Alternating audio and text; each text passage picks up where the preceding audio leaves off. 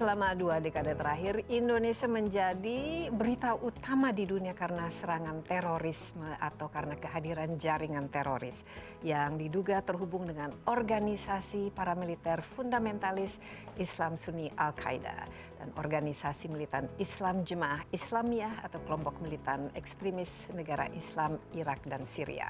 Rangkaian aksi teroris di Jakarta, Riau dan khususnya Surabaya pada pertengahan bulan Maret lalu menjadi perhatian dunia internasional. Pelibatan keluarga dalam bom bunuh diri di Surabaya menjadi sebuah tren baru dalam dunia teroris internasional. Nah, seperti apa catatan seorang Sidney Jones terhadap peta kelompok terorisme di Indonesia? Insight akan membahasnya bersama saya, Desi Anwar.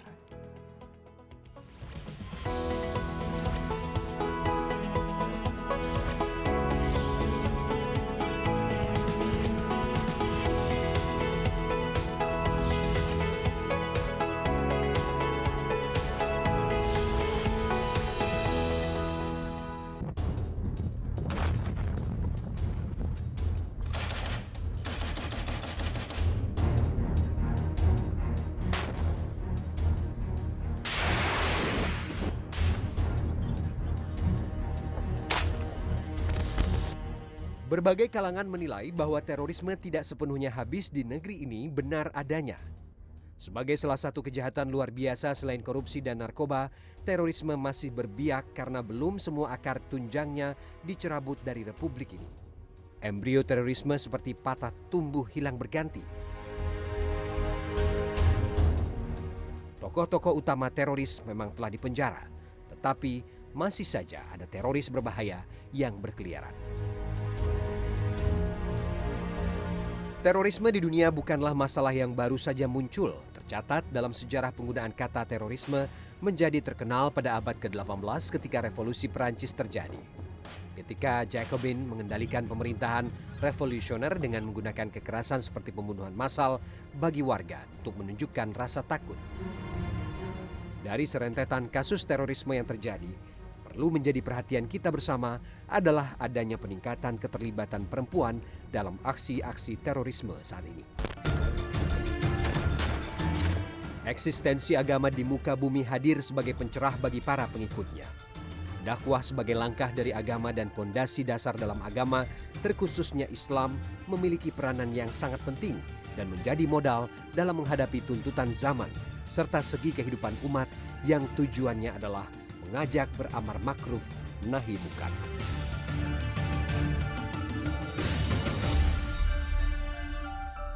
Di Indonesia istilah terorisme menyalip serangkaian aksi kekerasan dalam bagian drama politik nasional yang makin carut-marut semenjak reformasi politik bergulir dan setelah terjadi ledakan bom dahsyat di Legian Bali pada 11 September tahun 2002 yang menewaskan korban dari berbagai bangsa. Peneliti terorisme dan direktur dari Institute for Policy Analysis of Conflict, Sidney Jones, menyebut cukup banyak kelompok-kelompok penebar teror di Indonesia. Sidney Jones beserta timnya telah mengamati jaringan radikalisme yang menghasilkan beberapa seri tentang laporan tentang operasi jemaah Islamiyah di Indonesia dan Filipina. Saya sudah ditemani di studio bersama Direktur Institute for Policy Analysis of Conflict, Sidney Jones. Ya, apa kabar, Sidney? Baik-baik. Mbak Sidney. Baik-baik. Ya, dan Sidney ini sudah sejak tahun 2013 mendirikan Institute for Policy Analysis of Conflict. Sebelumnya sebenarnya Sidney sendiri sudah cukup lama di Indonesia. Sudah 50 tahun mungkin ya, lebih ya dari tahun tidak sampai. Dari tahun 77. Jadi kalau kita bicara mengenai kepakaran ya, seorang Sidney Jones di Indonesia itu sudah tidak diragukan lagi. Nah, IPAC ini banyak sekali saya lihat laporan-laporannya khususnya berkaitan dengan terorisme dan radikalisme di Indonesia. Tentu saja ini tidak lepas dari pergolakan politik di dunia, misalnya Betul. yang Al-Qaeda dan juga munculnya ISIS dan lain sebagainya. Nah, kalau kita ingat ya, pertama kali ada bom yang begitu besar, yang kedua di dunia setelah yang terjadi di New York. Yep. ya 9/11 ini adalah bom Bali tahun 2002. Ya. Sekarang sudah 2021. Ketika itu bom di Bali itu menggunakan C4 meledakkan dengan begitu dahsyat menewaskan banyak orang.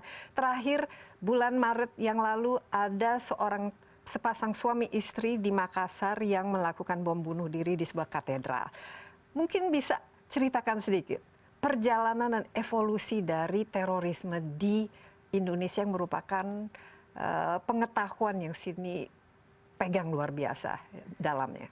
Ya, terima kasih banyak. Saya kira memang evolusinya sangat menarik karena awalnya pada waktu bom Bali meledak di tahun 2002, banyak orang melihat bahwa harus ada konspirasi. Pasti harus CIA dan Mossad yang di belakangnya. Dan saya kira itu bukan C4, tapi banyak teori pada waktu itu bahwa ada mikronuklir dan lain sebagainya. Tetapi apa yang terjadi, dan saya kira itu penting sekali bahwa Indonesia membawa pelakunya ke sidang yang terbuka supaya semua Indonesia bisa tahu faktanya bagaimana. Jelas bahwa itu gerakan yang homegrown, bukan dari luar. Bukan diimpor dia. Walaupun ternyata ada banyak yang dilatih di Afghanistan. Tapi yang menarik, orang-orang yang dikirim ke Afghanistan atau batasan Pakistan-Afghanistan pada tahun 80-an pulang ke Indonesia atau ke Malaysia pada waktu itu seperti Abu Bakar Ba'asyir dan temannya.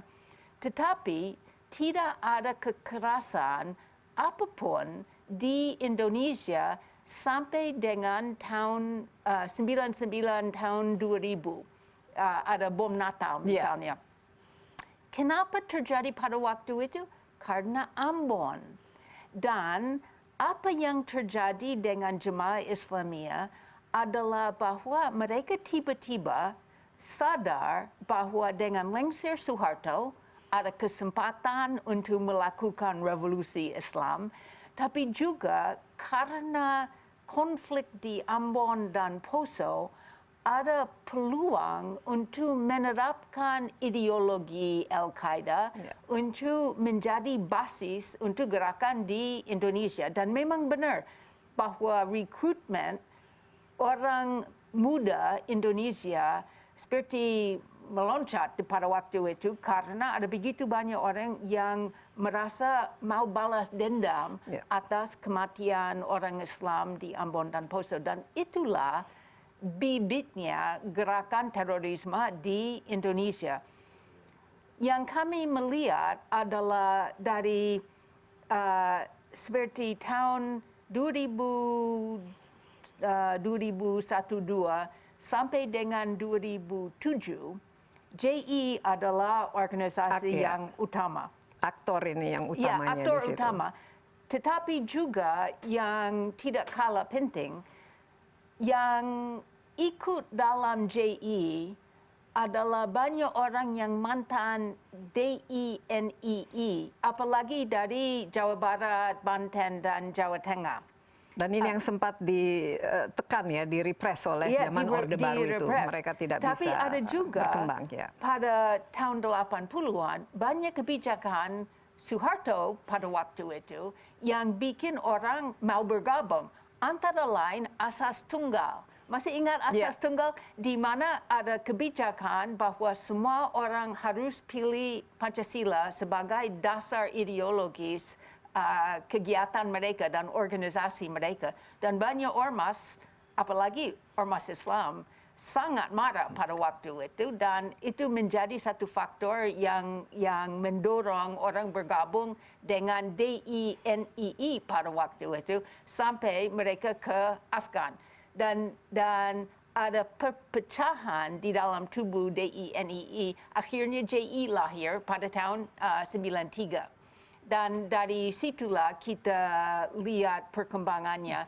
Tapi JI sendiri kan ada kaitannya dengan Al-Qaeda atau tidak ada? Karena ini sebagian dari Jemaah Islamiyah yang memang ketemu dengan Al-Qaeda pada waktu di Afghanistan dan juga menerima uang dari Al-Qaeda. Tapi relationship ada sedikit seperti seorang LSM melamar kepada donatur untuk uang. Dan JE pada waktu itu tidak pernah diarahkan oleh Al-Qaeda. Tapi menerima uang, iya.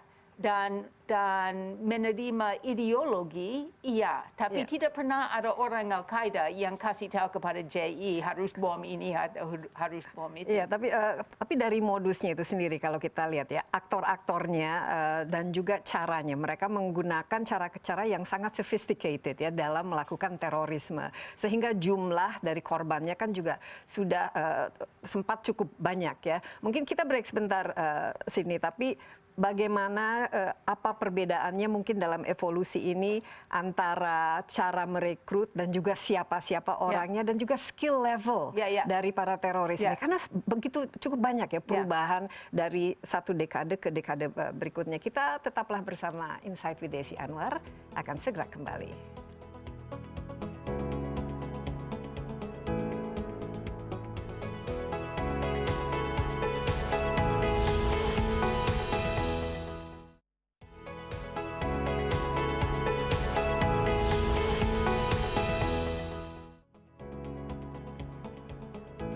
Ya, masih bersama Insight with Desi Anwar dan saya masih ditemani Sydney Jones, Direktur dan Peneliti Terorisme dari Institute for Policy Analysis of Conflict. Kenapa kita bicara mengenai masalah ini? Ini salah satunya adalah karena Sydney sendiri sudah dari tahun 2013 ya mendirikan dan memimpin IPAC ini dan katanya sekarang mau pensiun. Nah, ini tentu kita juga ingin mengetahui sebelum beliau pergi ke New York, apa-apa saja kira-kira yang membuat Indonesia ini sangat unik ya dalam rangkaian terorismenya, tapi juga penanganannya oleh pemerintah. Tadi disebutkan bahwa ternyata lebih banyak homegrown-nya, walaupun mungkin ada pengaruh ya dari Al-Qaeda dan pengalaman yang dimiliki ketika Afghanistan, mereka di Afghanistan melawan Uni Soviet waktu itu. Tapi bagaimana kita setelah Al-Qaeda dan kemudian muncul ISIS setelah Osama bin Laden tewas. Nah, ini apa pengaruhnya yang terasa dan bagaimana peta pengelompokan dari kelompok-kelompok teroris ini yang istilahnya lahir dan menyebar ataupun dipengaruhi? Saya kira itu sangat penting untuk melihat bahwa ada perbedaan besar antara zaman Al-Qaeda dan zaman ISIS. Pada waktu Jemaah Islamiyah aktif dan sedang melatihkan pasukannya di Afghanistan, mereka hanya mau latihan short term, jangka pendek. Mereka ingin dapat keterampilan yang bisa dibawa pulang untuk melawan Soeharto. Itulah tujuannya, bukan untuk membantu pasukan di Afghanistan, walaupun banyak orang bersimpati dengan orang Afgan pada waktu itu. Tapi tujuan utama adalah untuk melawan Soeharto. Dan mereka pergi sendirian, laki-laki saja, ke sana, tidak dengan keluarga, tidak untuk tinggal lama di sana, dan juga ada larangan walaupun sering dilanggar untuk ikut berjihad dengan pasukan yang melawan Uni Soviet karena mau seperti dilindungi kekuatannya supaya bisa dipakai di Indonesia. Tetapi ISIS jauh sekali berbeda dari pikiran itu.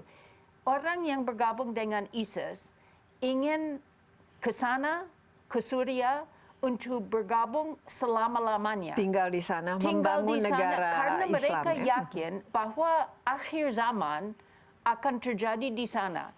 Dan sebentar lagi, itu seperti hari kiamat akan datang. Dan mereka ingin berada di Suria pada waktu Imam Mahdi muncul dengan pasukannya dan Islam berjaya di seluruh dunia. Jadi mereka tidak ada niat kembali lagi ke Indonesia. Dan tidak ada niat sebetulnya mendapat keterampilan untuk melawan Jokowi atau pemerintah setempat. Tetapi ada instruksi dari ISIS, kalau tidak bisa berhijrah ke sini, kalau tidak bisa bergabung dengan kami, berperanglah di negara masing-masing. Dan sampai saat ini, ribuan orang Indonesia yang berbayat ke pemimpin ISIS pada saat itu, masih yakin bahwa mereka ada kewajiban bertaat kepada perintah seperti itulah. Dan kalau kita lihat orang yang pro-ISIS yang sekarang ini menjadi pelaku aksi terorisme, hampir semuanya sebut instruksi itu sebagai salah satu motivasi kenapa mereka bergerak. Dan bisa siapa saja, termasuk juga melibatkan perempuan kan dalam ini. Ada beberapa yang terakhir itu melibatkan perempuan bahkan satu keluarga. Nah ini kan jadi ada perubahan yang cukup mendasar. Tapi sekali lagi ini kan ada jemaah Islamiyah yang masih ada kan sampai sekarang sebenarnya. Walaupun banyak yang sudah ditangkap dan dipenjara. Nah cara rekrut itu kan juga pasti berbeda, apalagi sekarang dengan sosmed. Berbeda jauh. Cara bentuk organisasinya itu sendiri bagaimana?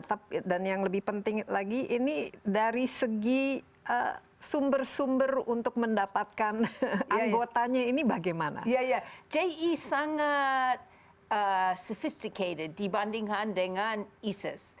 Kalau kita lihat JI, satu cukup hierarkikal dengan satu struktur dengan amir dan satu organisasi tunggal. Terus mereka punya tahap yang cukup lama sebelum bisa diajak menjadi anggota. Harus betul-betul diindoktrinasi dengan filosofi dan ideologi JI sebelum bisa naik ke tahap berikutnya. Dan saya kira itu berbeda sekali dari ISIS yang hanya mengambil orang dari jalan, tidak begitu melihat latar belakangnya. Atau direkrut lewat YouTube, ini yang terjadi di berbagai negara juga kan, yang mereka melakukan, yang pergi ke Syria misalnya mereka. Dan mereka coba misalnya kalau mengajak orang ikut satu kelompok media sosial, harus ada rekomendasi dari orang lain yang sudah diterima, tapi gampang sekali diinfiltrasi dan disusupkan orang lain ke dalamnya. So, kelompok ISIS dari satu segi agak gampang untuk diawasin, tetapi dari satu segi juga banyak kelompok bisa muncul begitu saja karena tidak ada proses indoktrinasi dan tidak ada proses lama untuk menjadi anggota. Yang kita lihat, kalau kelompok pro-ISIS di sini banyak sekali, bukan saja JAD, bukan JAD saja. Kalau JAD itu singkatan untuk Jemaah Ansarud Daulah. Awalnya JAD itu dipakai sebagai term genetik, istilah genetik yang bisa diterapkan untuk siapa saja yang mendukung ISIS. Lambat laun menjadi term untuk satu organisasi koalisi yang dibentuk di Malang pada 2015. Tapi pada waktu itu pun ada banyak kelompok lain yang juga berbayat kepada al-Baghdadi, ketua ISIS, tapi tidak ada hubungan dengan koalisi itu di Malang. Sekarang ini apa yang terjadi? Hampir semua pemimpin dari koalisi yang dibentuk tahun 2015 itu, kalau JAD yang diketahui sebagai JAD, itu juga mereka ditangkap dan itu membiarkan sel-sel otonom muncul di Jambi, di Riau, di Makassar, di seluruh Jawa, di Bima, dan banyak tempat lain. Ya, nah ini kan sekarang ISIS mereka mendapatkan kekalahan lah istilahnya. Banyak yang mau tidak mau tadi ingin menetap di Syria mungkin selamanya, di Irak selamanya, tapi terpaksa pulang atau dipulangkan. Ini bagaimana? Akan menjadi sumber ancaman yang baru atau itu menarik karena dulu memang itu yang dikhawatirkan oleh pemerintah Indonesia bahwa antara ratusan orang Indonesia yang pergi ke Suria dengan keluarganya ada sekitar 500-an kalau tidak salah, 600. Kalau yang berangkat ke sana lebih dari 500, yang tinggal di sana sekarang ini ada sekitar 500 ke atas sedikit.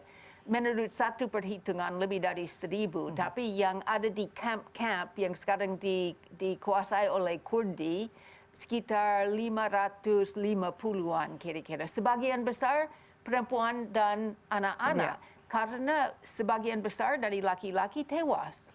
Kalau kita lihat jumlah orang dewasa, perempuan dewasa di dalam kamp di Suria dari Indonesia sekitar 160, antaranya 130 adalah janda karena suaminya tewas. Nah, sekarang ini ada persoalan apakah seharusnya Indonesia melakukan usaha lebih berat, lebih tinggi untuk membawa mereka pulang. Indonesia melihat semuanya sebagai risiko, nggak mau dibawa pulang.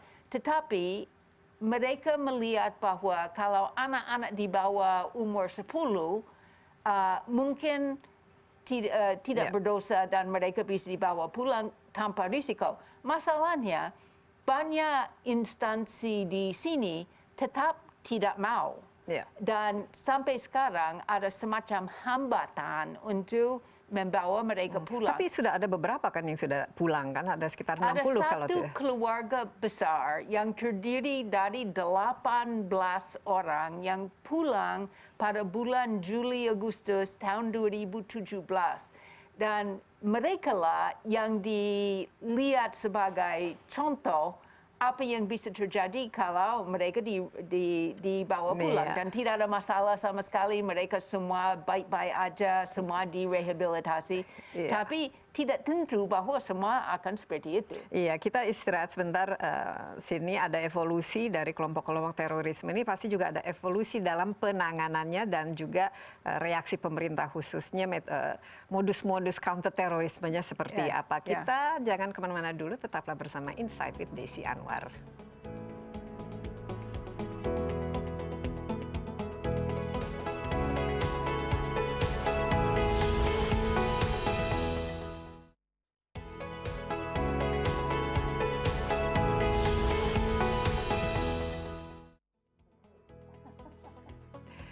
Iya, masih bersama Insight with Desi Anwar. Saya juga masih ditemani oleh Sydney Jones, Direktur dan Peneliti Terorisme dari Institute for Policy Analysis of Conflict. Dan kita masih membahas mengenai catatan Sydney Jones ya selama berada di Indonesia dan selama mendirikan IPAC ya, institutnya yang memiliki dan telah mempublikasikan berbagai macam laporan mengenai terorisme dan juga radikalisme bukan saja di Indonesia tapi di Asia Tenggara ya, termasuk Filipina. Dan ini biasanya ya dilakukan karena memberikan masukan bagaimana semua ini bisa ditangani, bisa diatasi. Jadi laporannya paling sering dibaca tentu saja oleh pemerintah dan Intel dan lain sebagainya. Ini Sydney para diplomat, dari LSM juga, bukan saja dari... Dan bagi kita juga, media selalu menanyakan pada Sydney. Nah ini selama ini kan kita lihat pertama kali 2002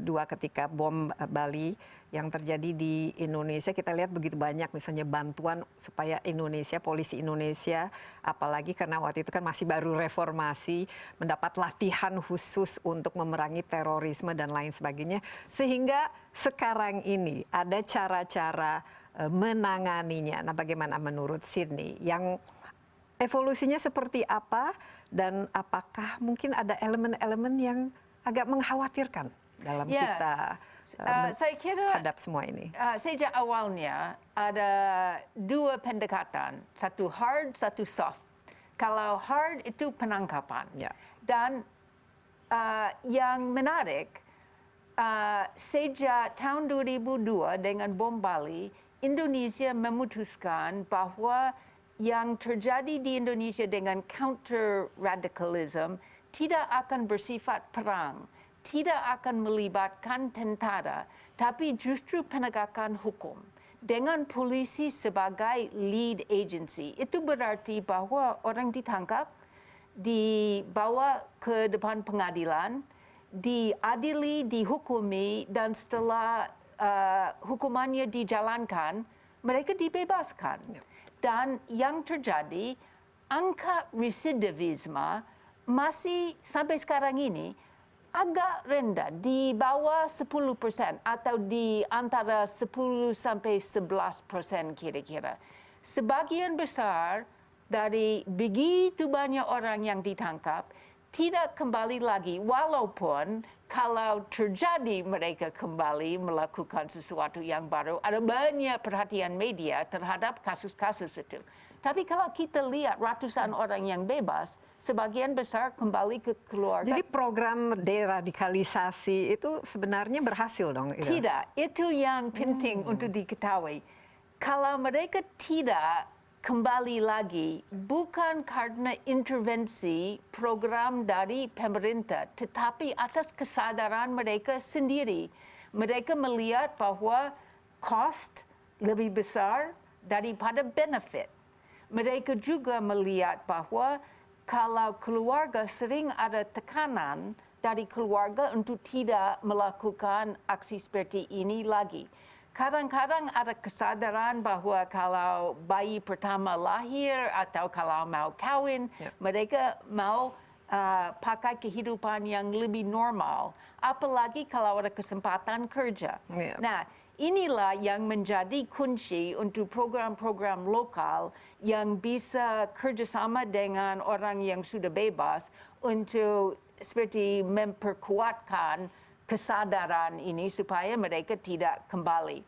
Dan kadang-kadang program itu memang resmi dari polisi atau organisasi lain.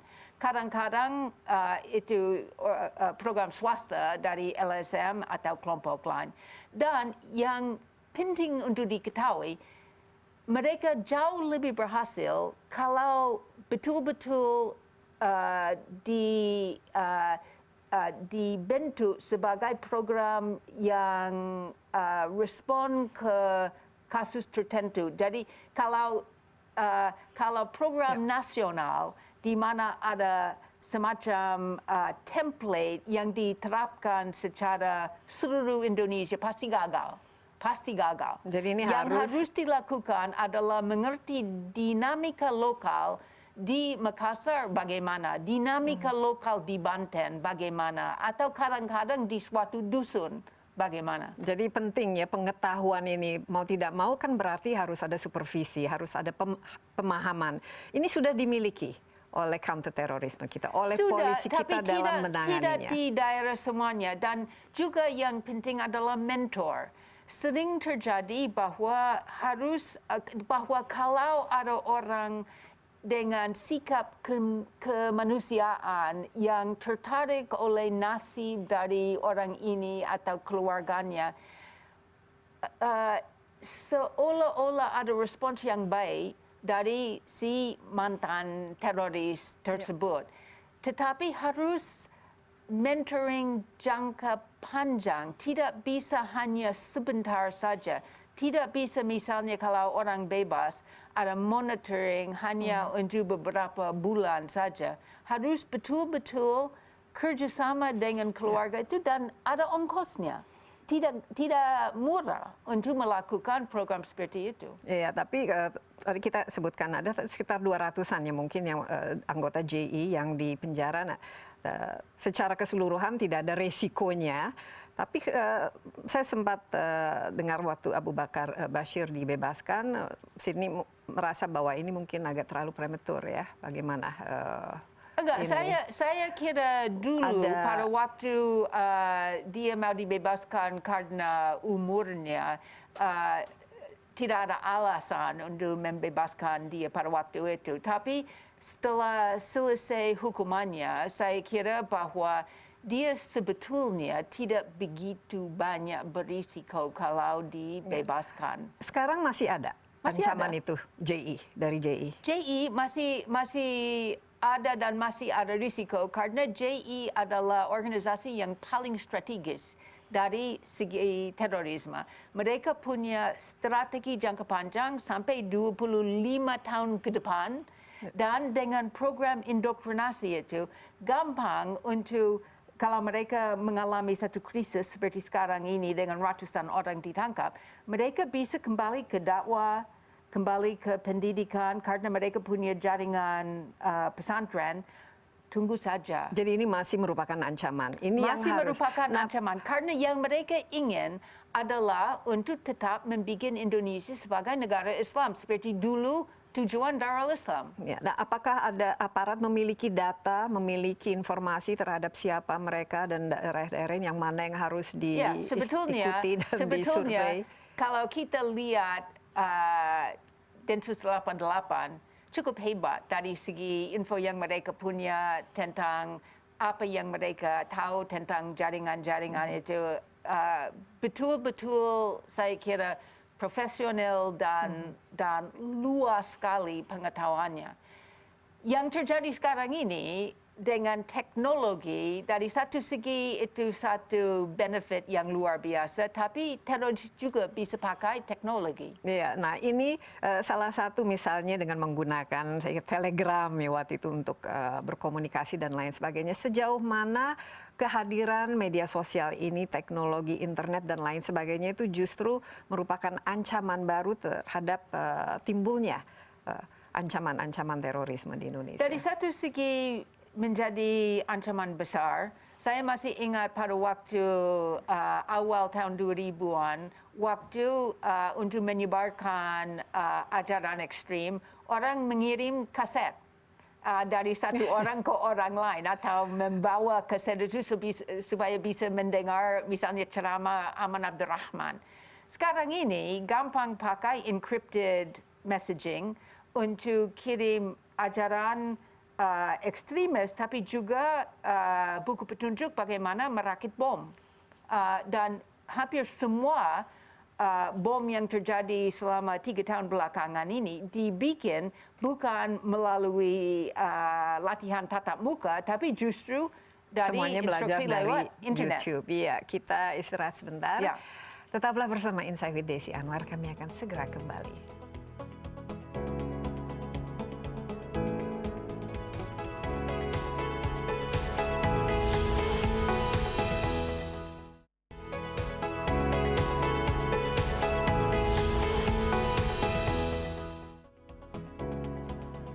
Kembali bersama Insight with Desi Anwar, saya ditemani Sydney Jones. Beliau adalah Direktur dari Institute for Policy Analysis of Conflict. Ini merupakan detik-detik terakhirnya berada di Jakarta setelah tinggal di Indonesia sejak tahun 1977 ya.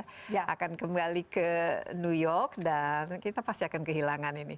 Yang jelas kehilangan narasumber khusus mengenai konflik dan juga analisa terhadap terorisme yang terjadi di Indonesia. Tapi jangan bilang pensiun, karena Tidak saya akan tidak pensiun. melihat sebagai pensiun. Oh, Saya tidak mungkin, akan tetap aktif dan tetap berhubungan dengan IPAC, hanya tidak lagi sebagai direktur. Oke, jadi kita nanti masih bisa telepon-teleponan. Ya, bisa. Ya, penanganan ya, approach dari pemerintah ya memang kita lihat ya sejak 2002 sampai sekarang ini tadi disebut Densus 88 mereka semakin skilled ya, semakin profesional, semakin cepat menanganinya. Tapi juga ada evolusi dalam approach dari pemerintah menangani kasus terorisme atau siapa yang dianggap teroris. Nah, kita akui bom dengan skala yang begitu besar itu kan sudah cukup lama tidak terjadi. Kita harapkan tidak akan terjadi, tapi letupan-letupan aksi teror seperti misalnya membawa senjata ke kantor polisi atau melakukan bom bunuh diri itu masih terjadi. Tapi reaksi dari pemerintah, bagaimana Sydney Jones analisa Anda? Persisnya pada pemerintahan Saya Jokowi kira selama 10 tahun ini, apakah sudah dalam jalur yang benar menggunakan kekuasaan dalam... Ada dua masalah yang saya lihat dengan pendekatan pemerintah sekarang ini. Mereka seperti betul-betul ingin melibatkan tentara, TNI. Dan setelah bom Surabaya misalnya, dan perubahan undang-undang teror, seharusnya ada peraturan presiden yang akan menggarisbesarkan dan mau mencatat apa tugas TNI dengan menangani terorisme. Tapi menurut saya, sebaiknya polisi tetap dibiarkan sebagai lead agency, jangan melibatkan TNI karena beberapa hal. Satu seperti saya bilang, Densus 88 sekarang ini sudah betul-betul profesional, sudah begitu lama menangani terorisme. TNI kalau masuk sekarang ini harus main catch up. Kalau mereka memikir, kalau TNI memikir tentang terorisme, apa yang muncul? Setiap kali yang muncul peristiwa Woyla yang terjadi pada tahun 1981, itu peristiwa yang terakhir yang ditangani oleh TNI. Nah, benar bahwa mereka juga terlibat di Poso, tapi banyak persaingan antara polisi dan TNI pada saat itu. Dan saya kira sekarang ini bahwa pemerintah mengecap OPM sebagai teroris, sekarang ini pasti akan ada peluang untuk persaingan lebih hangat lagi antara polisi dan TNI. Ya. Dan ini pasti akan terjadi sesuatu yang sangat menakutkan juga bagi kita masyarakat sipil. Tapi selain itu kita lihat kan juga, apalagi sekarang kita dalam masa COVID ya, pemerintah juga ingin istilahnya membangkitkan kembali perekonomian Indonesia, ingin menarik investor. Penting lagi untuk menjaga Indonesia itu sebagai negara yang Islam tapi yang moderat, yang friendly, yang toleran dan lain sebagainya. Nah, dalam apalagi terakhir ini misalnya ada FPI dibubarkan dan karena dianggap ya memang sekarang sebagai organisasi massa tapi kelompok teroris. Bagaimana Bu Sini melihat perkembangan ini? Cara-cara seperti inilah istilahnya. Nah, kenapa FPI dicap teroris? Sebagian besar didasarkan atas peristiwa yang terjadi di Makassar pada awal tahun 2015, di mana ada satu tablik akbar di mana Munarman dan beberapa tokoh besar dari FPI masuk dalam pembayatan massal kepada ISIS. Dan orang-orang yang terlibat dengan pemboman katedral Makassar dan juga dengan katedral di Holo di Filipina pada tahun 2019 adalah orang yang ikut pada pembayatan massal tersebut. Nah, karena itulah pemerintah ingin mengkaitkan FPI sama ISIS dalam satu kelompok. Menurut saya itu salah karena FPI sebagai institusi, walaupun memang ada statement yang pro-ISIS dari waktu ke waktu, sebetulnya jauh berbeda dari kelompok-kelompok pro-ISIS, dari segi ideologi, dari segi macam-macam. Dan FPI lebih harus dilihat lebih sebagai kelompok tradisionalis dengan latar belakang NU sebagian besar dari orangnya, bukan dari organisasi pro-ISIS. Dan juga ada larangan dari FPI untuk terlalu banyak bergabung dengan ISIS. Jadi menurut saya tidak segampang FPI adalah pro-ISIS tapi motivasinya pemerintah untuk mengkaitkan kedua-duanya, saya kira ada macam-macam. Mungkin saja mereka ingin menarik investor dengan kebijakan seolah-olah mereka sangat anti teror. Ya, dan gerakannya dianggap mungkin mengganggu, apalagi sudah bisa mempengaruhi.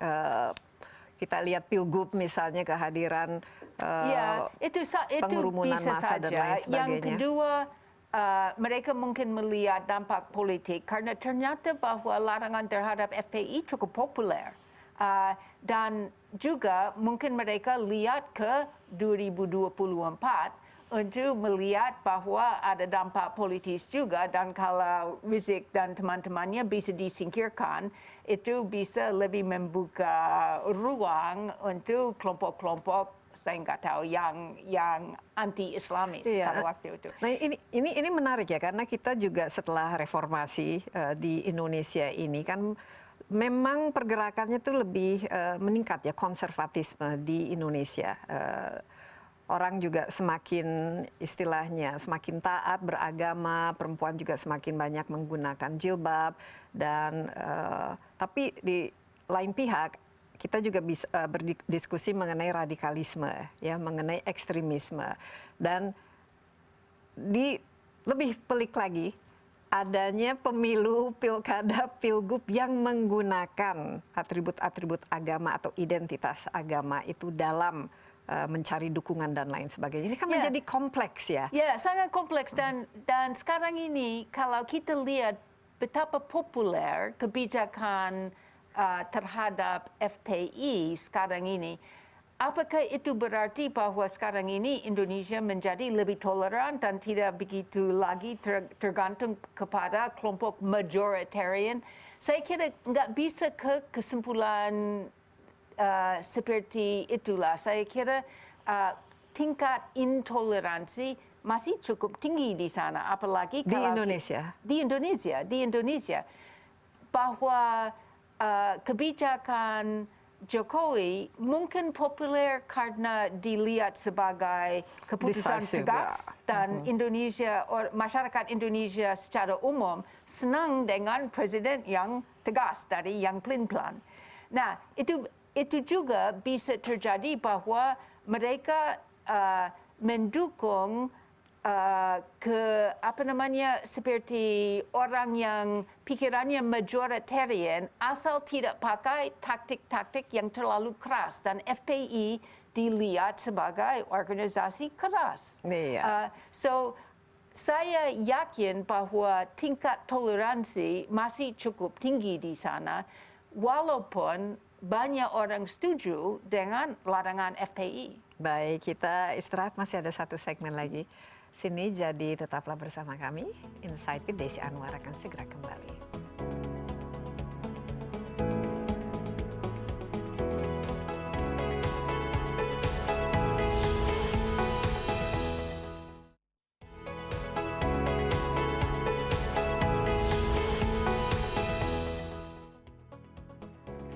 Insight with Desi Anwar ditemani Sydney Jones, Direktur dari Institute for Policy Analysis of Conflict. Dan ini segmen terakhir ini, Sydney. Menarik sekali ya perbincangan kita kali ini. Tadi ada yang sangat crucial ya.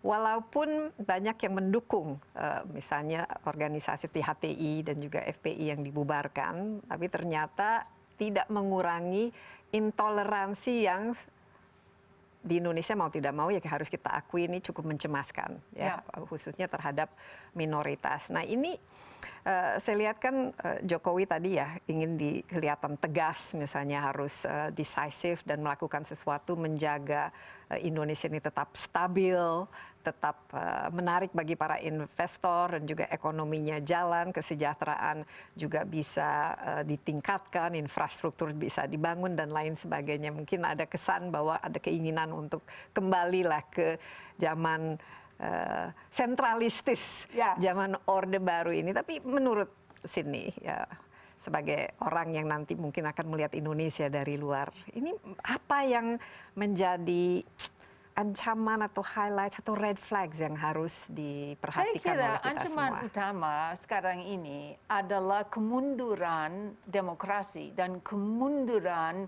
ruang politik di Indonesia. Banyak orang melihat bahwa bukan kebetulan saja bahwa Jokowi di belakang Omnibus Law dan proyek-proyek infrastruktur, karena dia dilihat sebagai Soeharto kedua.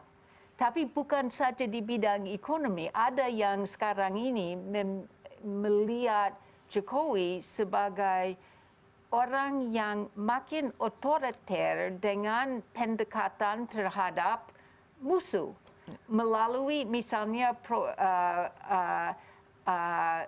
tidak senang dengan orang yang mengkritik, mungkin memakai undang-undang transaksi elektronik untuk menangkap para wartawan dan ada membungkam yang pengkritik dan musuhnya lah istilahnya, apalagi dengan menggunakan sosmed kan sekarang gampang sekali kan untuk dan juga kalau kita lihat apa yang dilakukan kepada KPK sekarang ini. Banyak orang kecewa dari satu segi bahwa lembaga yang begitu kredibel sebelum Jokowi menjadi presiden sekarang ini sudah jelas menjadi lemah dan dipolitisir.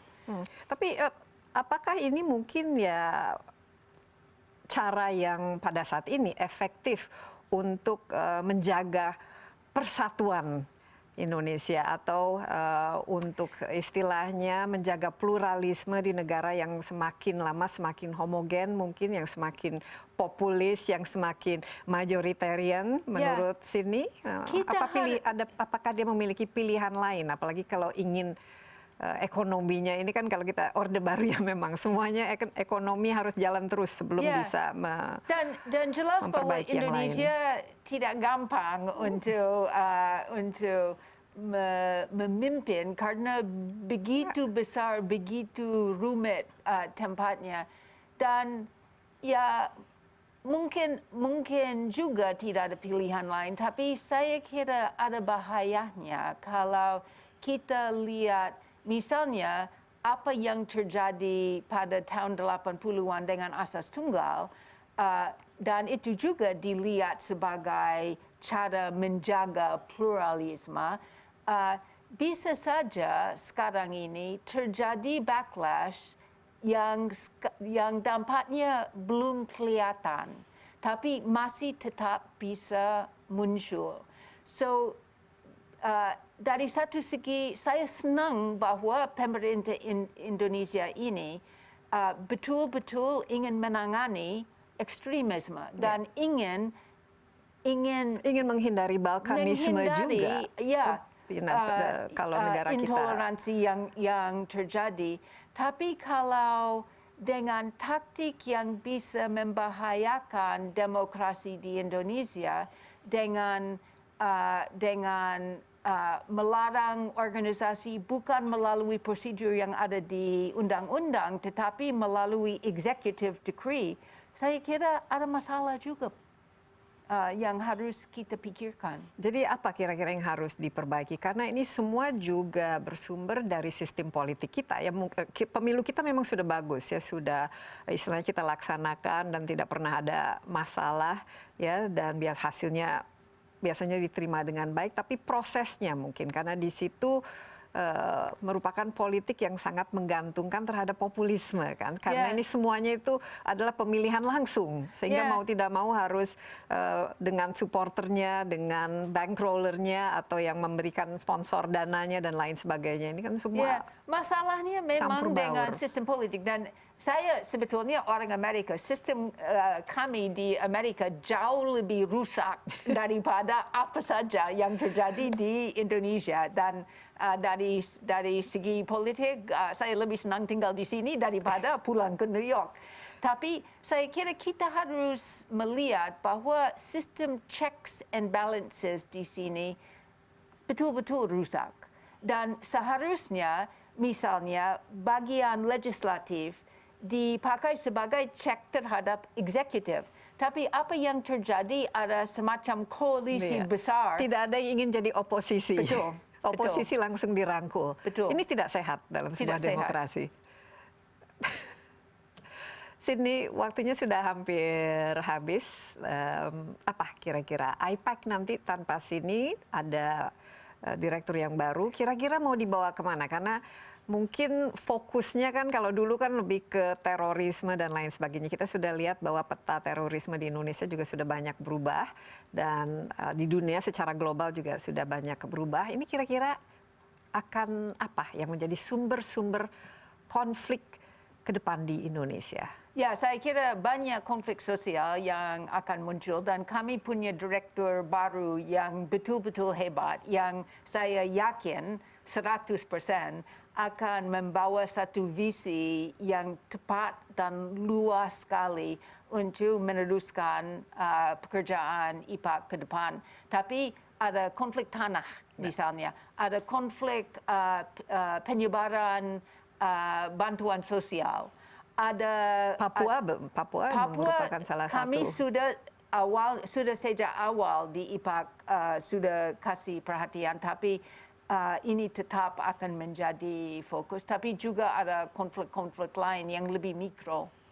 Ya, mungkin juga tadi tanah itu penting, apalagi dengan keberadaan masyarakat adat misalnya, hak-hak dan lain sebagainya yang masih merupakan sumber dari konflik horizontal ya. Ya. Tapi secara keseluruhan, bagaimana melihat pengalaman Sydney selama ini di Indonesia dan kita lihat ya kalau kemunduran demokrasi di mana-mana ini sudah terjadi.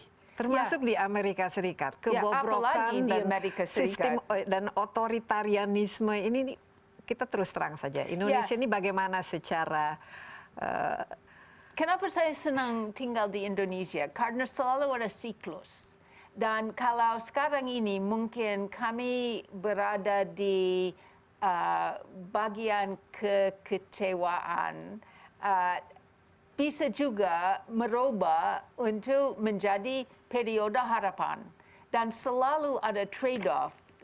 Kecewa sekarang ini, berharap dan optimistis pada mungkin 1 tahun ke depan. Dan kalau kita terlalu mengharap dan terlalu optimistis, pasti jatuh lagi menjadi pesimis. Tapi tidak pernah terjadi di Indonesia bahwa skenario yang paling jelek terjadi atau skenario yang paling beroptimis terjadi. Selalu seperti di tengah-tengah. Iya, Dan saya kira itulah yang akan terjadi di sini. optimis bahwa demokrasi itu bisa langgeng di Indonesia. Ya, dan saya kira kalau sekarang ini kami dalam keadaan kemunduran sedikit, nanti bangkit lagi. Iya, memang dinamika masyarakat yang sangat kompleks dengan penduduk yang lebih dari 270 juta dan semuanya juga memiliki kepentingan dan keinginan sendiri-sendiri ini memang rumit bagaimana menyatukannya dan menciptakan sebuah negara yang harmonis. Ya. Itu mungkin ya memang nggak gampang ya. Ya, tapi saya bisa bilang itu, saya nggak bisa membayangkan bahwa saya begitu senang tinggal di negara lain kecuali Indonesia. Dan kalau pulang ke New York, kadang-kadang saya nggak bisa tahu bagaimana bisa hidup Ya, setelah begitu lama. kenapa pulang Sydney? Kenapa tidak tinggal saja di sini? Sekarang sudah waktunya pulang. Sudah waktunya dan kita paham kenapa. Karena Presiden Trump sudah tidak jadi presiden lagi. Itu salah satu faktor. Kita harapkan normalcy atau ya lebih lebih optimis terhadap Amerika Serikat juga ya. Ya. Sekali lagi terima kasih Sydney Jones dan selama ini juga terima kasih atas kontribusi Anda. Kita selalu memanggil Sydney Jones kalau ada kita ingin perspektif yang penuh dengan insight dan juga good luck. Thank you in very your next much. chapter of life. Bukan pensiun tapi evolusi ke hidup yang Ya, dan baru come lagi. and see me in New York. Yes, of course I will. Ya, demikian Insight with Desi Anwar kali ini. Jangan lupa Anda dapat menyaksikan tayangan ini di cnnindonesia.com dan juga online di YouTube CNN Indonesia. Insight with Desi Anwar. Jangan lupa menghindari COVID, tetap rajin cuci tangan, pakai masker, dan hindari kerumunan. Sampai jumpa. Stay safe and bye-bye.